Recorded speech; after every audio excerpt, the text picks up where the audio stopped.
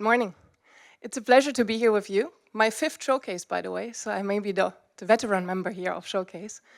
And I'll be speaking about enabling circularity through sufficiency and basically building very much on what Nancy has already started to lay out, maybe taking us a step back to really say, where do these two schools of thoughts even meet? Before I do that, I actually want to shock you and start with this number that you may have seen, 7.2%. The number stems from the Circularity Gap report from 2023, and it's basically the number of materials that are cycled back, that are reused in our global economy. 7.2%. This means the world almost exclusively relies on virgin materials. Despite a lot of talk around circularity, sustainability, this number has actually gone down. 2021, in the former Circularity Gap report, we had 9.1%. So despite a lot of talk, despite a lot of nice net zero intentions, despite a lot of well-meant initiatives, we're still making no progress. If this doesn't shock you, let me shock you further. In the past 6 years, the global population consumed more than 500 billion tons of materials, nearly as many materials as were consumed during the entire 20th century. I think that really puts this problem into a perspective that really shows us we really need to start talking, of course, about consumption, as we did large parts of this morning, but about material and resource usage as well. This is in many ways what the circular economy is about. The circular economy, of course, like sufficiency, questions the role of consumption, but it also very much so puts resources in the spotlight. What I think is very important is that circularity is not a separate goal now next to sustainability. It's not that we have a sustainability strategy and then we have a circularity strategy. For me, circularity is a means towards an end. Circularity can help us to meet our sustainability targets, but also our business targets. In one picture, this is the problem that we're facing right now. We've talked a lot about this morning. We've talked about sufficiency and we all have enough. But let's face the problem. Whenever there is economic growth, and this is true on the individual level, the more income you have, the higher your footprint. This is true on an organizational level. The more economic growth, the higher your environmental impact. This is true on a nation's level. And now here we are, talking about sufficiency and, hey, let's reduce our consumption. A very fair conversation. But at the same time, we haven't even started to talk about those countries that aspire our level of consumption. Are we now going there and saying, we've reflected about this, actually we screwed up the planet, you should not go that way, right? Now let me ask you something. Who of you has taken no flight this year? A few. Who has eaten no meat, drank no milk, ate no yogurt, eat no ice cream, and no milk chocolate? Fewer. Who has taken no shower that was longer than 3 minutes? Who has done all of these? Come on stage. No, you see where I'm going. So I think we're all in here already very well-intended consumers. I show up in every sustainable consumer survey as the most sustainable consumer there is. And despite all my good intentions, my impact is quite big whatsoever. So I think for the past decades, we have very much relied on the green consumer and hopefully the consumer rethink their behavior at a given point in time.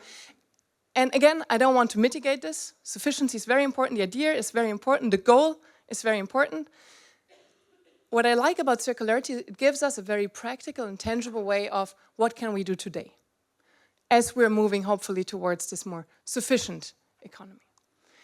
So in many ways, for me, this is how it kind of comes together. Circularity and sufficiency, they're different, and yet they're complementary. I don't want to say that circularity alone is the solution, because if we're continuing with overconsumption, then also circularity will not get us there, right? This is a technical lens that we bring. So still, for a circular economy to really flourish and work, we need to reduce our overall consumption. Yet, we really need to bring sufficiency to the resource level and say, maybe we already have sufficient resources here going around. How do we actually circulate them more efficiently and sufficiently? So for me, in many ways, you can say sufficiency is a bit of the why. It's on the bigger, broader level, and circularity is the how. How do we actually get there, very practically speaking? Just very briefly, key principle of the circular economy, you may have seen them already. leading think tank is the Ellen MacArthur Foundation here. And it's basically to close the loop. How can we eliminate waste and pollution? How can we circulate products and materials, and mind you, at their highest value? Nowadays, when we talk about recycling, what we really talk about is downcycling. Most of the materials actually lose value with each recycling, so-called recycling step. True recycling would mean the material keeps its value. This is actually not the case for most recycling processes. And it's about regenerative design. How do we design out fossil fuels? How do we design out hazardous materials, chemicals, and so on? So these are the key principles. What I think is very important, oftentimes when we talk about circularity, what we think it is, we think it's recycling. I actually went on events where people would talk to me about, there she is, the recycling lady. I'm not the recycling lady. Recycling is this minor step in the circular economy conversation. It's part of the conversation, it's true. But if you look at the hierarchy of the 9R levers that there is, which is a core idea of the circular economy, then you see actually what Nancy already brought up there. Refuse, rethink, reduce is also part of a circular economy, very much aligned with the principles of sufficiency as we were discussing it this morning. Okay? So circular economy, in a sense, is a much broader practical framework of how to achieve sustainability, sufficiency, regenerative economies. What I'm missing a little bit in the circular economy conversation is, again, the very tangible way, how do we now implement that in practice in our business? Nancy already started highlighting some of these. I just want to double down on this and really show you some very concrete ways on concrete business model opportunities. One is on optimizing resource use, and again, here we also talk about sufficiency. What is the sufficient use of resources that we feed into our production cycles? And I want to highlight particularly design. And we very, very rarely talk about it. We didn't talk about it this morning. 80% of a product's environmental footprint are determined at the design stage. And yet we mostly talk about sustainability, circularity, very late, mostly at marketing and sales. Right? So we need to fundamentally rethink design. We need to train our designers differently. We need to incentivize our designers differently, and so on and so on. There are important trade-offs, but we need to understand this. Capitalizing regeneration, I think we've heard that before. How can we really think about regeneration as a concrete business model opportunity? At the moment where we struggle is we know how to do it, we do not know how to monetize it. There are ways, we outline them, I don't have the time to go into all detail, but the idea is how do we really invest in ecosystem services that give us a return? Monetize extended product lives. Here we go into some of the models you discussed, repair, upgradability, modularizability, refurbish for resale, which are actually also very interesting business model opportunities. Because second-hand markets are something where most OEMs are currently not present. This could be a way to actually make some money in second-hand markets, like IKEA, for instance, is venturing in that path at the moment. Valorize waste. We heard Bloom, for instance, as one of those that capture value from waste. I have this prediction and hypothesis, if we meet in 15 years, we hopefully don't have any waste bin out there anymore. It would be like we would put pure dollar notes into the bin. Because resources are becoming more scarce, more precious. If we want resilient businesses, we need to understand how to better keep our resource in cycle, how to get it back, how to reuse them. And clearly, I fully get that point that we had this morning. If this costs us then more energy to really put them back, then this is not a solution. And this is, again, where design is so important. We need to design for reassembly, disassembly, and so on. And then the end goal, and this is really where I think we need to go, and Nancy also hinted towards, servitization. How do we move from ownership to access? This is very much a sufficiency story here. How do we move away from each one of us owning everything, a car, a washing machine, a drill, which we may use at best once per day, at worst, couple of times per year, towards accessing the service of these goods, thereby sharing these resources much more wisely. A very good example that I really like is go to Lake Geneva in summer. There are about 1,000 paddleboards on the lake. At least that's my perception. And now Decathlon, which is starting to really look into circularity very, very strategically, has put at the lake these paddleboard rental stations, which are actually very convenient. Because you don't need to carry this paddleboard, inflate it, deflate it, store it, dry it, which is actually very inconvenient when you think about it. You get this inflated paddleboard, you use it, you pay for the usage, you put it back. And so we share 5 paddleboards instead of 100 of us owning one paddleboard that we use once per month at best. And so how do we access the service, thereby actually increasing customer convenience? Because we're talking a lot here about sufficiency decreasing customer convenience, right? How could we do more with less, which is a fair question, but oftentimes we still have a customer need. And servitization might be a solution to that, might be a way that, A, businesses can continue making some profits, adding customer convenience, but how do we also reduce the resources that are needed for that? I want to end with this picture and just say very much what everybody basically said already. Where circular and sufficiency meet is we need to reframe growth and progress. We need to have a different understanding of what is growth and what is progress. And again, this is true on an organizational level and this is true on a nation level. If we only define success in terms of economic profit, we will neither achieve sustainability, nor circularity, nor sufficiency. Because then we're tied into an economic framework where I have to report quarterly results, and none of what we've discussed this morning will ever be achievable. So Andre Hoffman said we need to talk about natural capital, human capital, social capital. I think it will be up to the accountants to kind of come up with some metrics here. And it's a cultural shift as well. Right? It's a cultural shift in terms of how we think about consumption. But again, this is the one where I challenge that this is a short-term solution. It's at best a mid-term solution. And this is a time we don't have, so we need short-term solutions like some of the ideas that I hopefully presented this morning. Thank you so much.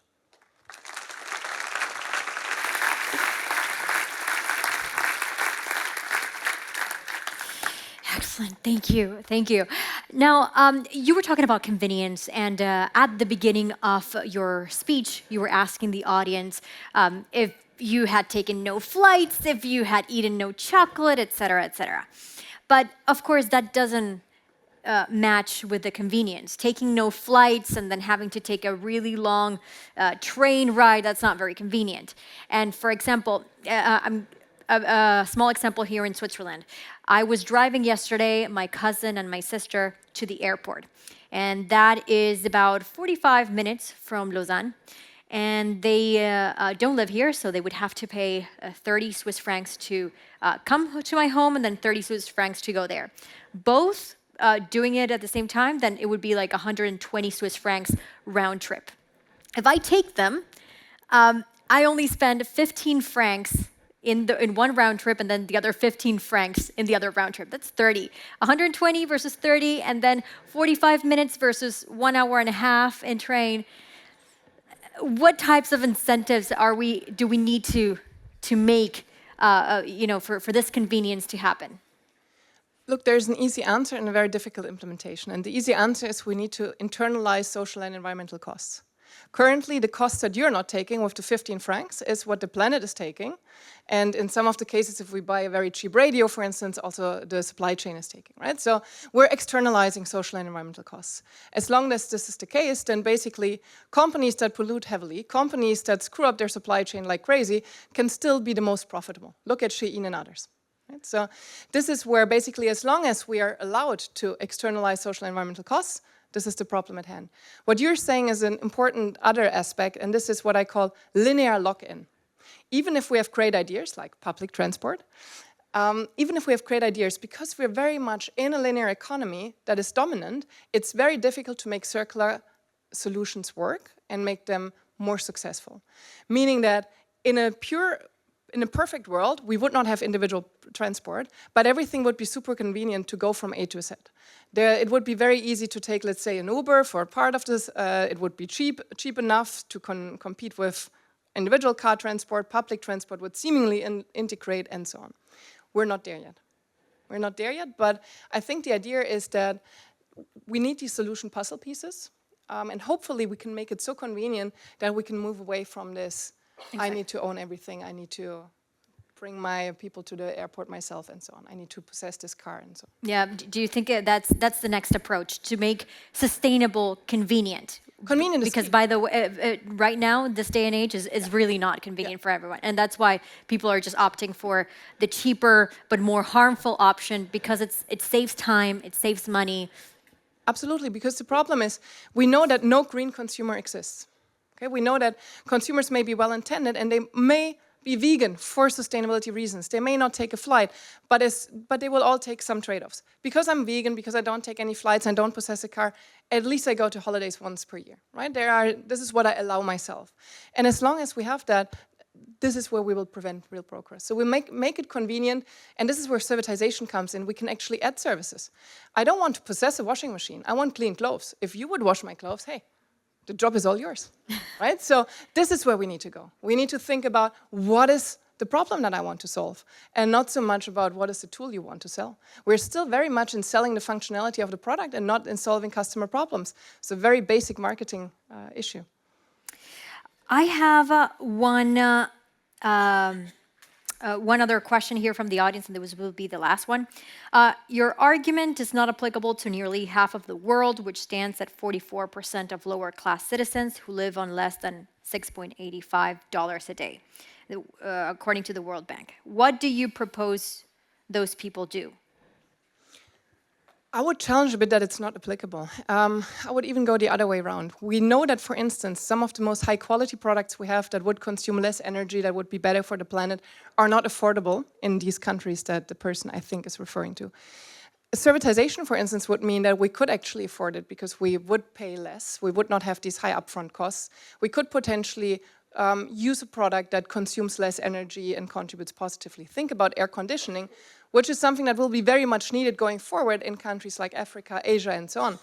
But we could now use the cheapest one that is out there and externalize social and environmental costs, or we find a way that we can basically access these markets, even maybe as a Western firm, and through upgradability, through modularizability, we offer a base version that can be basically upgraded at a cheaper price. We can maybe offer services instead of products that they can afford.